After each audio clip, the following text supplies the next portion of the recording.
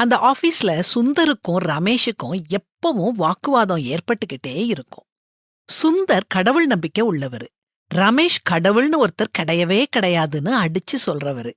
சுந்தர் இந்த உலகம் சிருஷ்டிக்கப்பட்ட விதத்தை சொல்லி புரிய வைக்க முயற்சிப்பாரு. இயேசுவோட பிறப்பு, பாவிகளுக்காக அவர் சிலுவையில மரணம் அடைஞ்சது, 3வது நாள் அவர் உயிரோட எழும்புனது, இப்போ நமக்காக பிதாவோட வலது பக்கத்துல உட்கார்ந்து பரிஞ்சு பேசிக்கிட்டு இருக்கிறது, எல்லாத்தையும் விளக்கமா சொல்லி பார்த்தாரு. ஆனா ரமேஷ் ஒரே வார்த்தையில இதெல்லாம் கட்டுக்கதைன்னு சொல்லிருவாரு. அந்த ஆபீஸ்ல போய் விசாரிச்சா கடவுள் நம்பிக்கை இல்லாத ரமேஷுக்கு தான் நல்ல பேரு.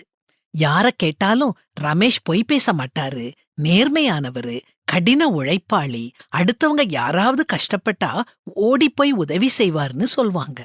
ஆனா கடவுள் பக்தியுள்ள சுந்தர பற்றி கேட்டா அவர் பெரிய பெரிய விஷயங்களை பற்றி பேசுவாரு, தாம் பக்திமான்னு சொல்வாரு.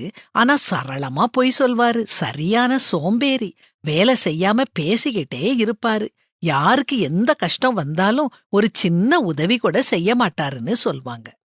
பாருங்க, சுந்தர்கிட்ட கடவுள் நம்பிக்கை இருக்குது, ஆனா கடவுளை பிரியப்படுத்தும் செயல்கள் இல்ல. நிறைய பேர் சுந்தர் மாதிரி தான் இருக்கிறாங்க. கடவுளை நம்புறாங்க, வெறும் நம்பிக்கை வீணானது. நம்முடைய எண்ணம், பேச்சு, செயல்கள் கடவுளுடைய அன்பை வெளிப்படுத்தணும். கடவுளை பற்றி நாம பக்கம் பக்கமா பேசவே வேண்டாங்க. நம்முடைய கண்ணோட்டம், அணுகுமுறை, பேச்சு, செயல்களை வச்சு மற்றவங்க ஈர்க்கப்பட்டு நம்மகிட்ட வந்து கடவுளை பற்றி கேட்கணும். அதுதான் உண்மையான சாட்சியுள்ள வாழ்க்கை. மனுஷர் உங்கள் நற்கிரியைகளைக் கண்டு பரலோகத்தில் இருக்கிற உங்கள் பிதாவை மகிமைப்படுத்தும்படி உங்கள் வெளிச்சம் அவர்கள் முன்பாக பிரகாசிக்க கடவது.